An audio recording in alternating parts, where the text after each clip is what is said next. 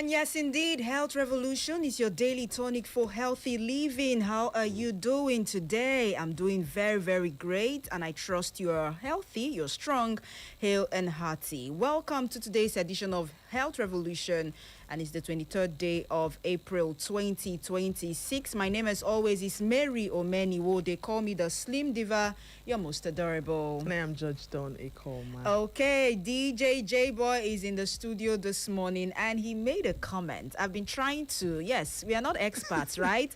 But myself and Don, we try to diagnose what this one is. Imagine someone slept at night and dreamt that he was given 20 million naira. Only for him to wake up, he did not see the money, and he's been asking us, do I have a problem? What's wrong with me? If it's malaria. If it's malaria. Don, please, let us diagnose this young man. What do you think is wrong with him? Oh, yeah. Malaria. Abracata. That is malaria. You need to go do a lab test, to find out if what you're having is malaria or malaria or whatever it is. Because I don't even understand how you would dream of that amount of money. Did you? What work did you do? What job did you do that someone gave you 20 million? J-Boy.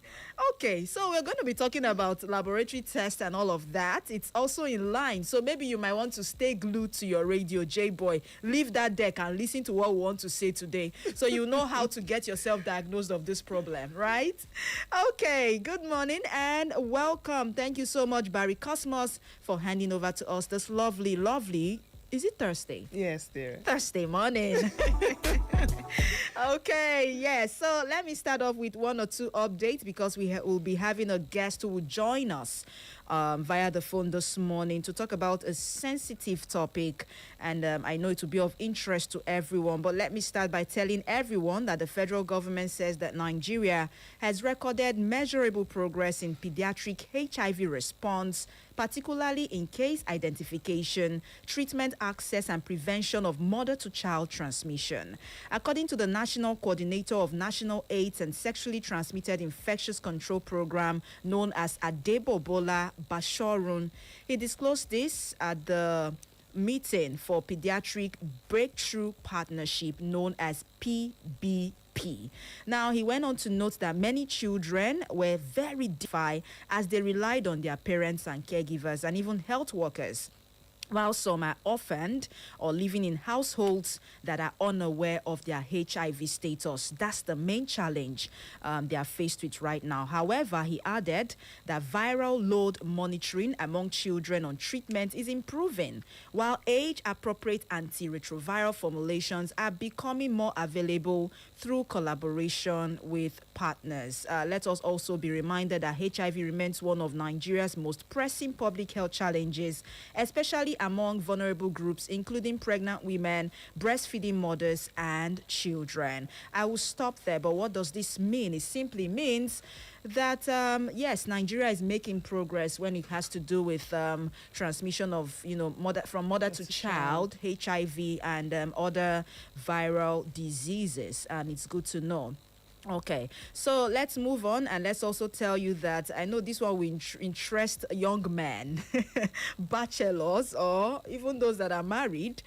Getting is that the world's largest condom manufacturer has announced plans to increase prices by 20 to 30%, warning that further increase may follow if global supply chain disruptions continue due to the ongoing Iran, US, and Israeli war. Now, I don't want to read what they said deep, but what they said, or what they're trying to say actually, is they are actually the manufacturers of condom, right? And they distribute to some of those other big companies that we know. I would not want to mention brand names. So if the market is going to be affected, those other small companies that they, sublet to will also be affected. And now, what they said here that got to me, they said the situation is very fragile. Prices are expensive. We have no other choice but to transfer the costs to the customers. What does this mean? If you were buying a pack of condom for 1,500, I'm giving you an example, right? This time around, it might increase to 3,000 or 2,500. And I'm concerned. I'm seriously concerned if that happens. We are advocates for family planning and protection and all of that, so that we reduce transmission of sexually, transmitted diseases and all of that. And if this happens, it's going to be a serious problem. So why can't these things be manufactured locally? That's number one question. It's not the topic for today, but I just thought we should chip it in so that people would understand what is going on. I see it as a problem. I don't know if you see it as a problem too. I was just looking when you said this is what some men will like. This is actually the opposite of what they will like. No, because it's actually damaging now. Just imagine someone who buys such a thing and then keeps them. You can imagine him not affording that kind of thing. So and it's not only for the men, even the women. Even the women, yes, even the women. However, our point this morning is it's more like an eye opener, right? Yeah. Local manufacturers, you can do better. How much is latex? I don't know. We have all these raw materials. We have it in abundance in Nigeria. So why can't these things be produced locally? And done well, though. Done well, not the one you will use and before you know, bam, you don't tear. Wahala don't come, and then the aim will be defeated. Let's move on. I don't want to say some things this morning.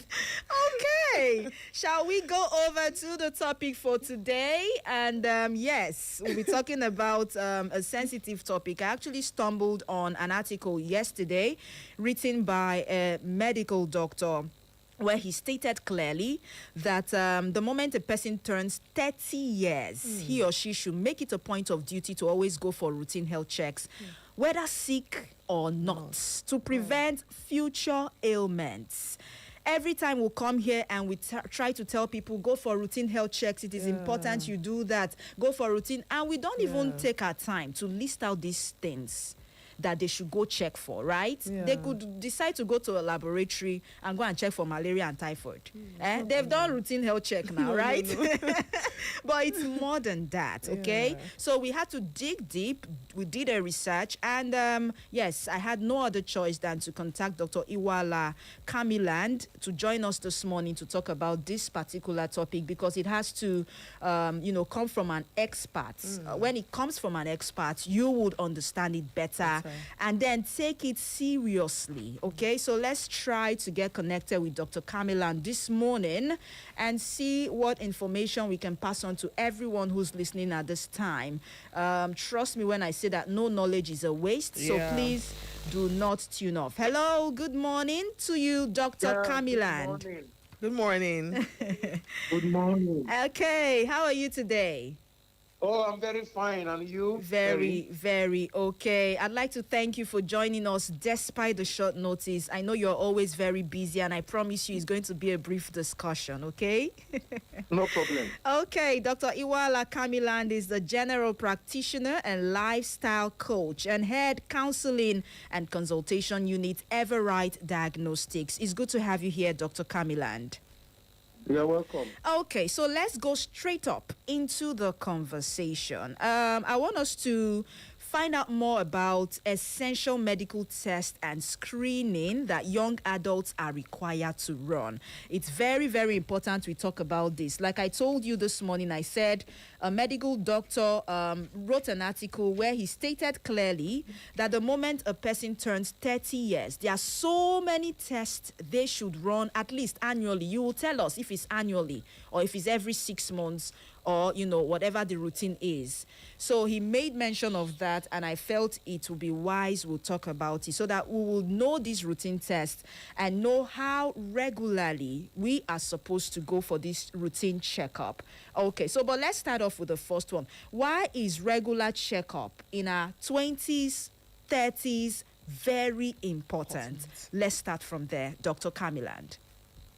Okay. Thank you very much, listeners. Good morning, everyone. Good morning. I will start by saying that as long as we have been born into the world, the most constant thing is that there's going to be changes in our years, isn't it? So with age, right? So by the mid-20s to 30s, all the visible signs of aging have started taking place in the human body. Okay, can you hear me? Yes, we can hear you clearly. Yes.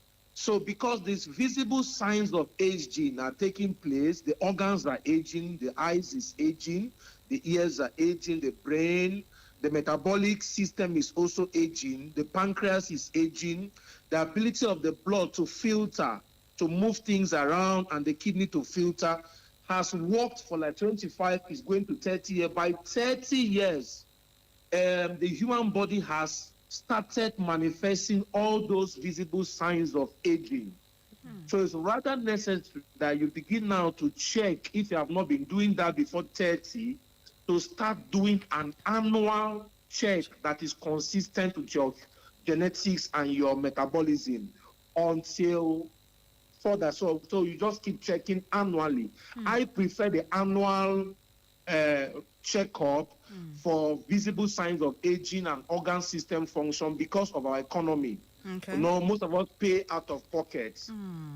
Okay? We don't have insurance. So if you say every birthday, that my birthday or for every year, I'm going to be checking myself just as a way, but ideally it should be between 6 months to 1 year that you do those checks. And it's also dependent on what you have observed before you turn 30.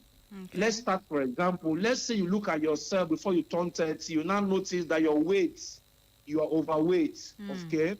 You now notice that maybe you have diabetes, you have high blood pressure, your cholesterol, your lipid profile is abnormal. Then once you turn 30, you begin to do a 6-month check so that you can be able to pick significant abnormalities before they become major problems. Okay. So let's go to what tests do we need to run and how important they are for male and female. Go ahead. So I'm going to tell you generally what everybody should do. The first test male and female should do as you turn 30 is to look at the metabolic profile. Metabolic profile is that you have been eating food, your body has been breaking down this food and using the food. How is your body responding to food now? Number one is that you must know your fasting blood sugar and your fasting lipid profile.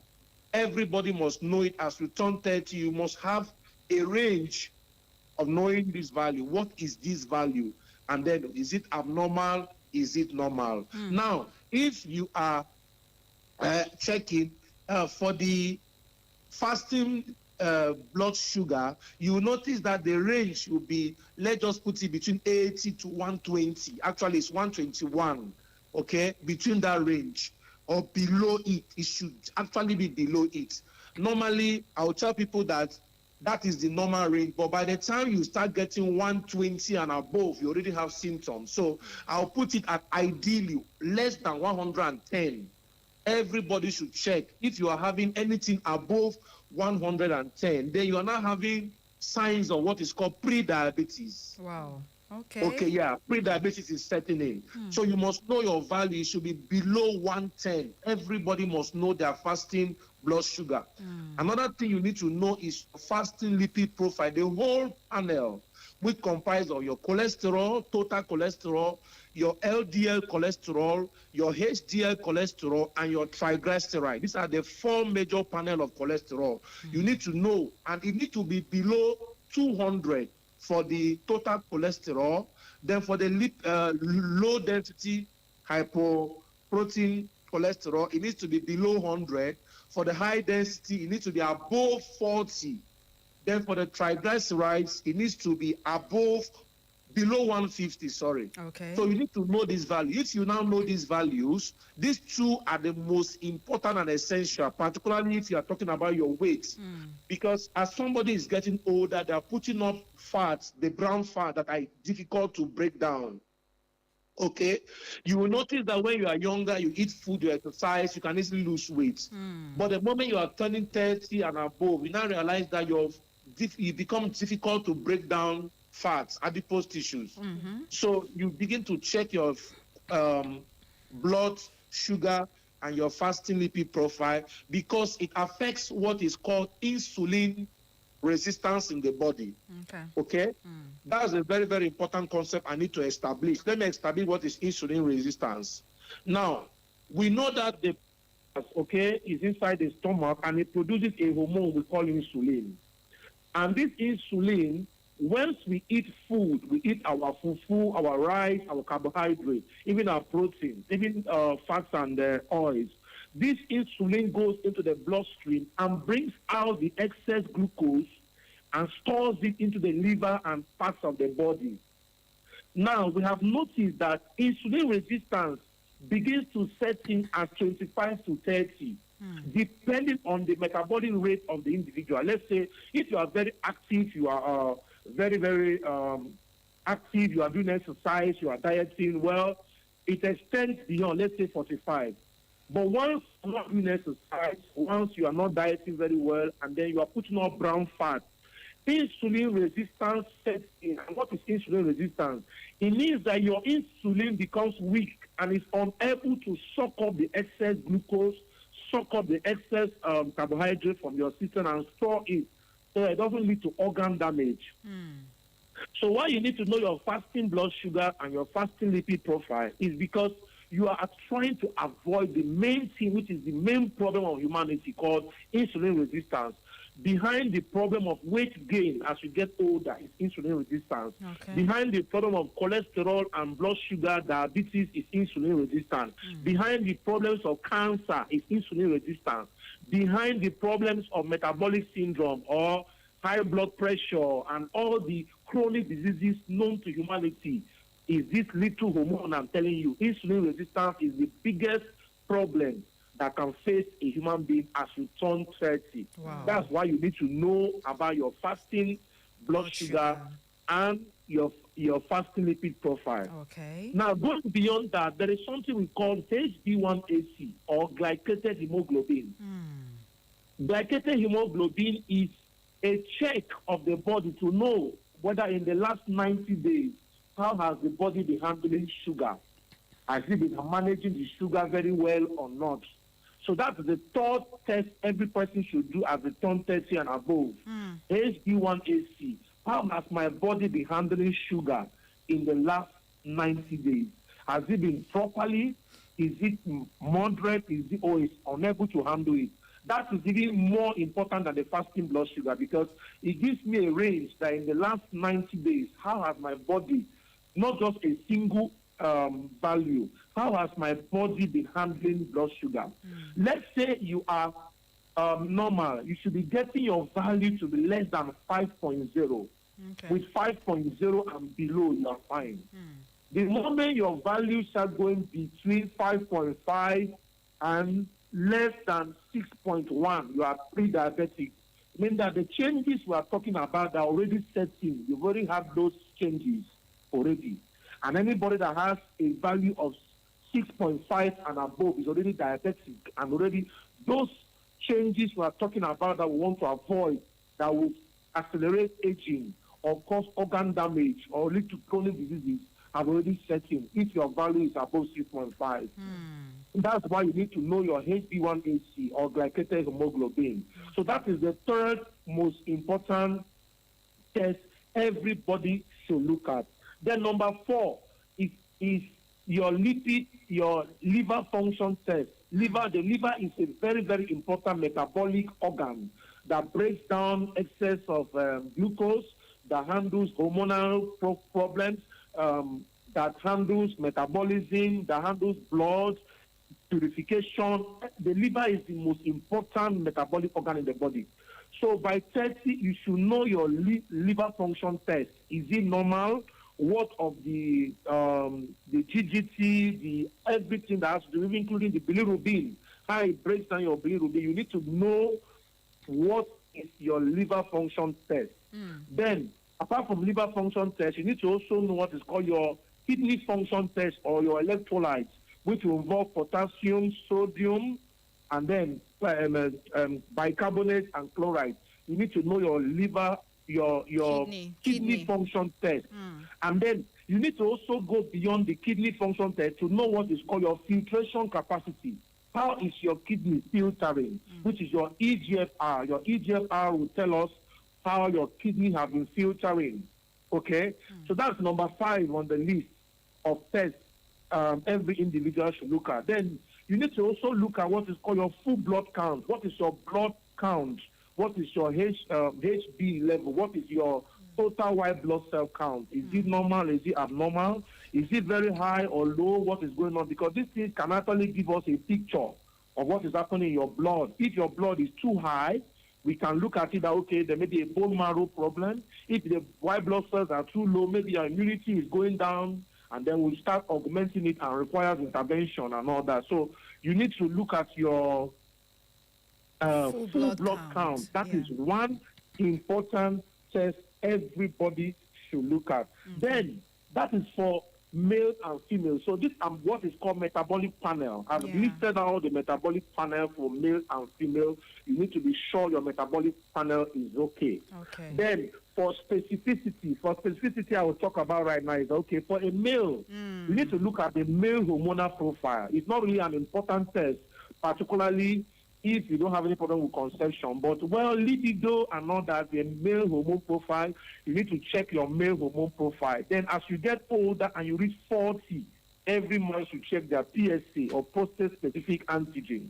Okay, so these are the two extra tests for a man to check that is very, very vital. Then for the woman, you need to look at your hormonal profile as you are turning 30 and above, your hormonal profile. And then if you have not yet conceived post-30, that is when the hormone profile and the AMH, okay, anti-malarial hormone, becomes very well for you to check and see. And then you also run your womb check, you look at your ovaries, you look at whether they are blocked, you look at fibroids and all that. And then for the male, you do your